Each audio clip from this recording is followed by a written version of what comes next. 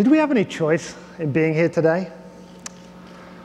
Or was it predetermined since the beginning of the universe that all of us would be here today, in this theater, thinking these exact same thoughts?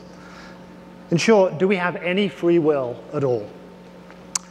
In the Western tradition, Greek myth and literature examines this subject to great depth. It's a subject of fate and agency. And what I love about the Greek gods is they're not smarter than us, and they're not wiser, and they're certainly not more emotionally balanced. They're just more powerful. They're happy to smite someone or to make them fabulously wealthy, just to see what happens as they play with life. And the kinds of things they get up to are exactly the kinds of things we get up to when we play The Sims.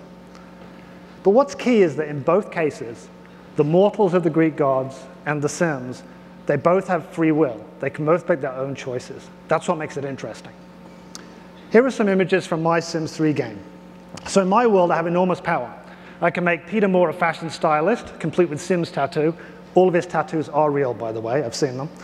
And Dr. Ray Musica from BioWare. He's a medical doctor, just like he is in real life. And I like to put myself in there as well.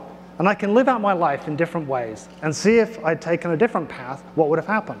So here's me trying out some different professions from the Sims 3 ambitions. I can be a firefighter. My favorite is the architect. You get to go around and make houses. I also ran some weird experiments, like what would happen if I made a town full of me, which sounds great. And it turns out, actually, all the Rod Humbles hated each other. So the whole town became this horrible, angry mess as they just fought in the streets. Actually, 2 Rod Humbles did get along. They got on really well. And what's wonderful about the simulator is that you get these unexpected emergent results. That's where all the magic is. Nature has this neat trick.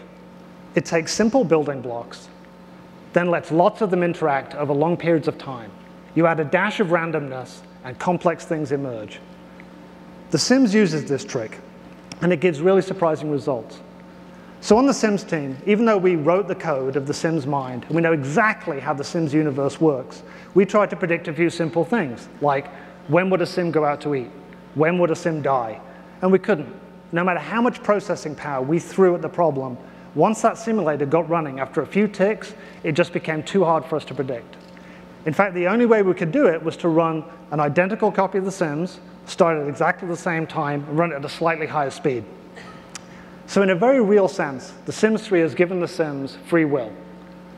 The way it works is that each Sim decides on courses of action available, and then The Sims' higher mind functions figures out which one it wants to do, and it weighs it by short-term needs, personality, and long-term goals. And the result is a very sophisticated ecosystem, which we found impossible to predict. Switching to the human mind for a second, before you think that's a little bit too simplistic, modern neuroscience has told us a lot more about how our free will works, and some of the results are very surprising.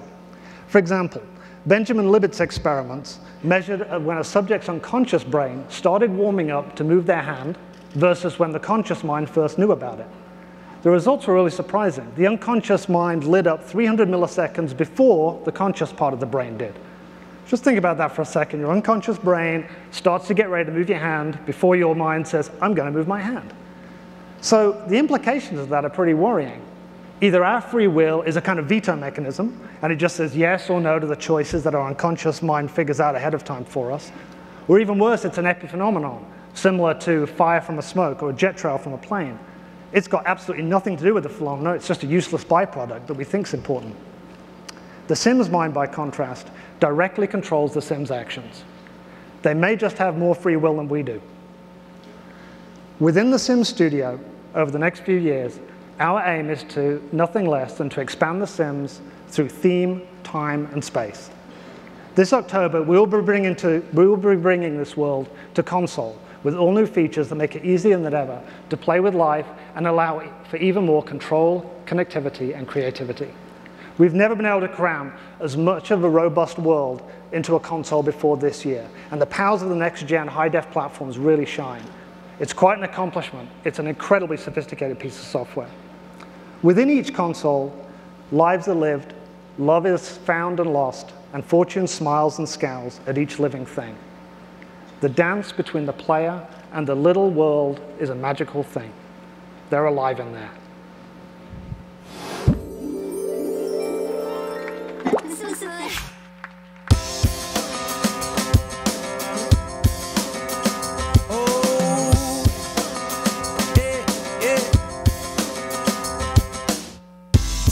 Sometimes we fall down, can't get back up. We're hiding behind skin that's too tough. How come we don't say I love you enough till it's too late? It's not too late.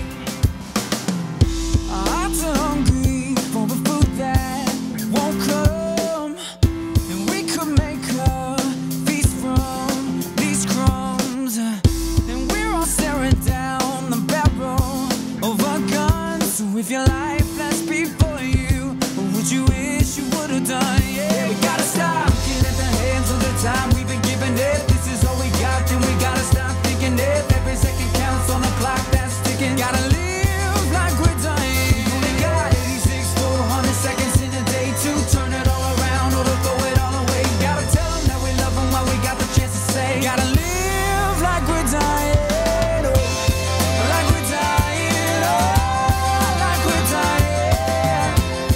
Like we're dying. Oh, like we're dying. We only got 86 full 100 seconds in a day to turn it all around or to throw it all away. Gotta tell them that we love them while we got the chance to say. Gotta live like we're dying.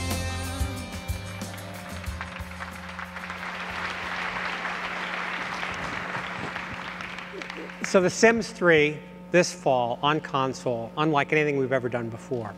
And as Rod likes to say, it's far more than a game, and I agree with him.